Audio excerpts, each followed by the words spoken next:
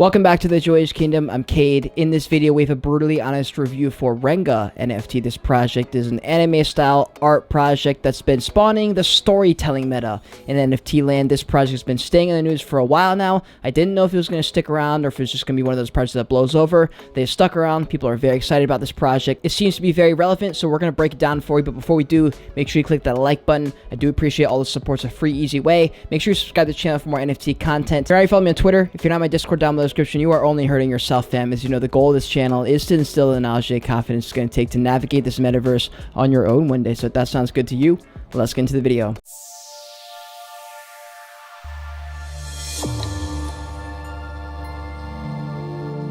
If you're an NFT project and you want to work together, just go to my website at joyouskingdom.com, go to the work with me section, and then shoot me an email. The link to my website is down below in the description. And yes, that does involve the commissioned brutally honest reviews for new NFT projects. Here's RENGA's OpenSea page, 7.9 thousand items. There is 10,000 total the collection. We're going to get to why it's not at 10,000 right now a little bit into this video. There's a 2.31 floor price, 15,000 Ethereum traded, and 38% unique owners. We scroll down, the art looks a little bit different than the typical PFPs that you see. This is why PFP culture of online digital communities makes me excited, because with the smallest little changes, you can get everyone very excited. I'm sure if this project was angled the way that most projects are, people wouldn't be as excited, but because there's, you know, a little bit of a difference in the art and that there's a little bit of story involved, people got really excited about this project. As you can see, a 2.8 floor price in a bear market is nothing to just like that's impressive, right? If we go to their holders here, no crazy big whales here. If we go to their second collection, well, I guess technically their first collection, the RENGA Black Box. This is the one everyone's talking about, right? Because people can't wrap their heads around this. Almost at a 5 ETH floor, 4.7. 7,530 ETH in volume, and then 50% unique owners. There's only 2.2 thousand items left. So the way this works is this will eventually be zero after they all get burned. So you can burn these boxes. This is what they look like. In exchange, you get the RENGA NFT. Now, people are trying to decide right now, do I burn the box? Do I get one of these RENGA? What if I don't like it? Do I trade it? Like, what's the point of holding it? Should I hold it or not? Or should I just sell the RENGA box for 5 ETH and just pick up 2 of them off the floor from the normal RENGA collection? And that's what people aren't sure what to do yet. It's just going to be another Goblins play where you get all these extra NFTs involved in the ecosystem and then everything goes wrong because this NFT project, the floor changes and gets too high or something like that. And there's all these mechanics you got to worry about. The one thing that's interesting is as this goes down, the RENGA supply goes up. How will that affect the floor price? How will that affect the narrative around this project? Is the story going to be enough to keep up the narrative and get people to still buy in and care in the next 5 or 6 weeks? I guess we'll find out. Now, as far as the RENGA, I'm not exactly sure what this is, but I'm going to assume that's either some kind of glitch or like some kind of staking mechanism or something, but it looks like there's some like whales-ish sort of, you know, 4%, 3%. It's kind of a lot, I guess. And this is actually a collection you probably didn't even know was in there. I found this because I did a little bit of a deep dive into their Discord, but they have the Artist Season NFT project, which actually was, I believe, their like original collection, right? This is made by Dirty Robot and the RENGA Factory. So this is by the core people in the team.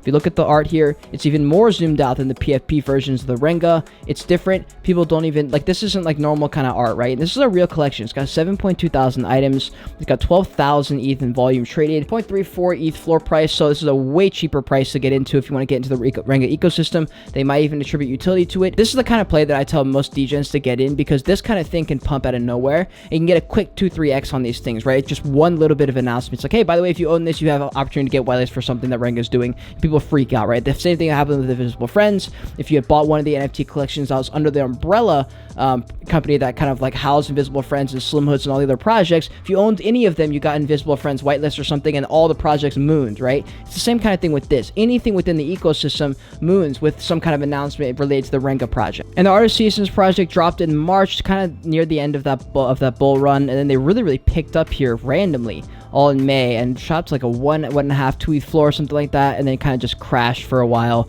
Was really cheap in here. Then just a little bit of announcements about RENGA, and they popped off again. This is what I mean by that easy flip trading, easy swing trading opportunities here. With any kind of announcement here, you're able to swing trade this. It's not that expensive. Oh, look at that. In the 10 seconds that I was reviewing this project, the floor has dropped to 0.29. Okay, and then just looking at some of the activity here, this is for the original RENGA collection, like their PFP collection, right? This dropped in September. okay, and they were sitting at a good floor price, kind of went up a little bit over time, a little 2-3x. And then as far as the Renga boxes, these dropped a little bit before in June, had a 1.5 ETH average pricing, dropped a little bit near like the anywhere from 0.5 to like 1.5 it looks like, and then really held and flatlined around the half ETH floor, and then recently just pumped the fuck up with all this just attention and influencers buying in, shot all the way up to a 5 ETH floor. This is the power of influence. It doesn't even matter what kind of market we're in. Anything can happen in a market that's all based on narrative and hype and rich people and whales. Now back to the Artist Seasons project. There's no crazy big whales in here. The biggest whale here holding 138, not even 2% of the collection here. And if we go to their website, it's all arts focused. It kind of reminds me a little bit of like Mechaverse vibes. Not exactly the Metaverse art style, but Mechaverse vibes as far as just the art specifically. And like, now I don't quite understand their website. You scroll down, nothing really happens, and then you get to this weird little comic book strip thing, and you just scroll down, you just get a bunch of art, and I guess that's why everyone's kind of saying storytelling NFTs all over Twitter. Don't quite understand. There's not a whole lot of information about it. So we click on Vision, Renga, Noun, Sequential Art or Pictures, Type of Print, Graphic Storytelling differentiated by manga, and its liberated use. For their vision here and their story, Renga is a noun, Sequential Art or Pictures, typed or printed or graphic storytelling differentiated by manga by its liberal use of page source, often only one panel per page, and sparing use of dialogue. It is the essence that binds our community. The stories told by each of us will begin to unravel the mystery that each of the characters holds. These stories will be shared, celebrated, and loved by the community as we shape Renga universe together. Renga will be a perpetual storyteller and creator through all current mediums and those who have yet to be defined. Our first production is our character collection, which each piece is full of diversity and personality, handcrafted with meticulous attention to color and detail. Here, art and story will bind together, guided by skill, dedication, and vision of our team. Now, this is cool and I love it.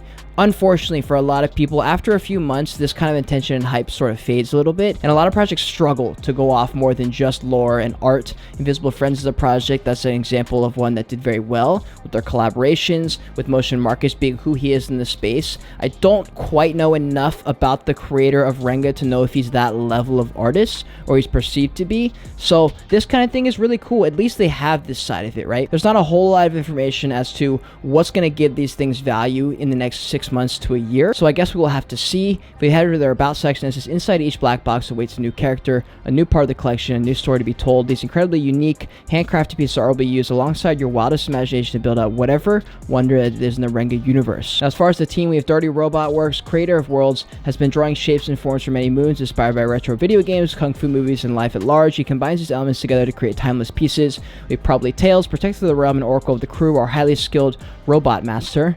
We have Mike Forte. Find him in a dusty record shop drinking a cup of green tea while geeking out over record sleeve designs. We have SB Design Steven, graphic designer, illustrator, rookie pixel artist, wannabe beat maker, children's author, and toku fanatic. We have Ben, full-time family man, spends his days watching Formula 1, making tacos and tending to his farm. Gar, this amateur is always embracing cultures while exploring new places, taking photographs along the way. Jack of all trades, master of some. Hakatrao, residential nerd to be found at the head of the tabletop. Hakataro, resident nerd to be found at the head of a tabletop, crafted some ancient tale only thought of moments prior. Okidit, something like that, hailing from the land down under. You can find him helping in the hospital or studying at uni. Gym rat and tennis enjoyer. Julian, a skate rat lifer, an equally talented bassist. I don't know what that is. Not pretending to be Tony Hawk, this legendary uncle is gaming while trying not to lose to his nephew. Alejandro, longtime Dirty Robot enthusiast, currently splitting his time between college and having fun, being a dad to his chihuahua, Muneka.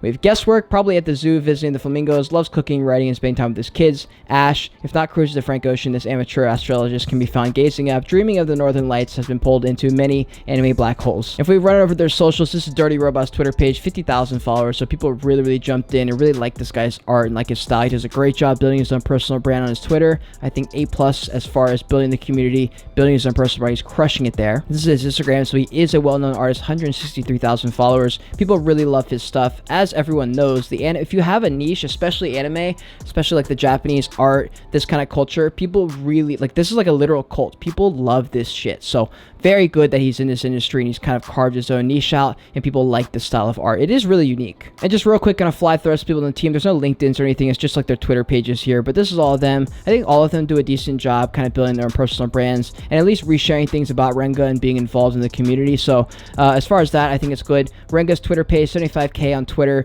They also do an excellent job building the brand. I think they realize and understand that brand and community is going to be so fucking important until they can figure out a way to bring value to their holders. That's not just the hype hype and attention that they have for now, which will fade. For a fact, it will fade. Every project's attention and hype fades without some level of something cool happening, right? Invisible Friends for a while was starting to go down, and then when their kit collection started to get closer, it started to pump up. When their toys got closer, it started to pump up. So they've got to introduce things that people can be excited about. The good thing is, with this kind of project, with this kind of branded community, with the anime angle, they can use that to their advantage and make literally any kind of product. People will be excited to have it, but at some point they are going to have to introduce some kind of utility. Otherwise, they'll just fade into just to be any other project. And the reason I'm being harsh is because we're in a bear market, right? These kind of narratives come and go very fast, and I don't want this to happen to every single project that looks promising. Jumped in the Discord just to make sure everything was good in here. Not 100 million channels. There wasn't. I thought it looked organized. Everything was here as it needed to be. So good stuff there in the Discord. Jumped in their Instagram page here. 1,500 followers.